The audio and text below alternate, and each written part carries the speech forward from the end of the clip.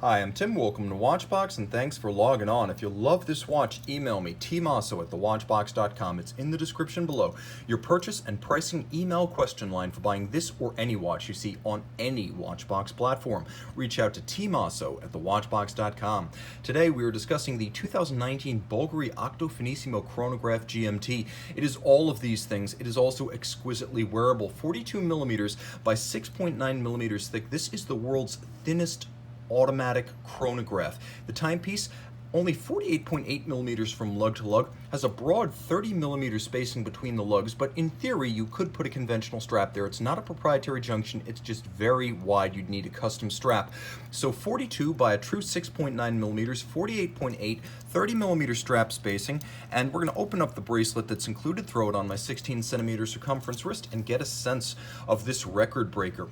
All titanium. Case, bracelet, and clasp. It's feathery light. You can see even in chronograph form it's lower than the hair on my wrist, slipping easily underneath the cuff. It's a sports watch, it's a dress watch, it's really a watch that you can wear with anything in any occasion. And I can recommend it because of the relatively narrow spacing across the wrist for a wrist as small as 14 centimeters circumference. Now taking a look at the hardware, the bracelet's impressive. The individual links are relatively short in cross section, so it kind of has that feel of a Rolex Jubilee or President of being very, very pliant, flexible, and almost silk-like.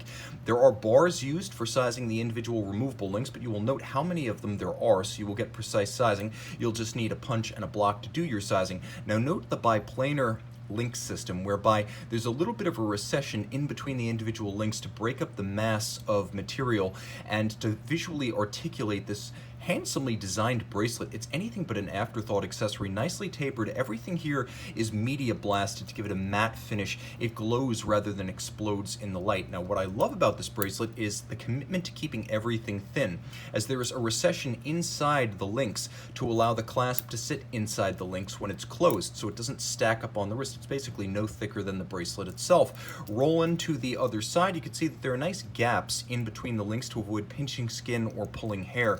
The case is said to have over 110 facets, and after we've added the GMT pusher and these new faceted chronograph pushers, I would bet there's even a few more.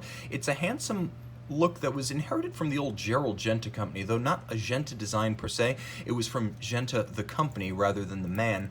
This design, which was coined around the millennium, has proved remarkably enduring. Ultimately, Bulgari has chosen to build its strongest watch brand, its model line, the Octos, around this shape, and it's become iconic in its way, as Bulgari has won a blistering array of awards in rapid succession with these Octo Finissimo models. There's a tourbillon automatic, a chronograph GMT, an automatic, a manual wind, skeleton models, and a minute repeater, but this might be the most technically impressive for what you pay. Now there's a Gmt Adjuster outboard that allows you to quickly step the hour hand. Note that what appears to be a chronograph register at 3 o'clock is actually the 24-hour dial for your reference time zone. The hands are skeletonized and faceted with high polish in black. There are transferred indices and one Arabic numeral on the dial, and the dial itself is also media blasted titanium.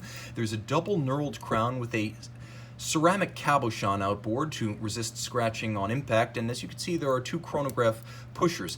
The feel is superb, and this is a real column wheel chronograph. Some of the overlooked details of this watch are the juxtaposition between the circular form of the crystal, the circular outer bezel, the faceted form of the case, and then the faceted inner bezel of the watch. So there's a lot going on here, and it rewards repeat and close viewing. Now let's see how close we can get to the case back. I'm going to do my best to give you a real good view of the revolutionary caliber BVL 318. The first thing you'll notice is that they didn't simply convert the BVL 138 micro rotor automatic to a chronograph. Instead, they took the movement from the 2018 tourbillon automatic, the BVL 288, and they took the platinum peripheral rotor, and then they stuck the time and they stuck the chronograph and the GMT in the donut inside of the automatic winding system. So this is a peripheral rotor, keeping it as thin as a manual wind and as open and visible from the reverse side.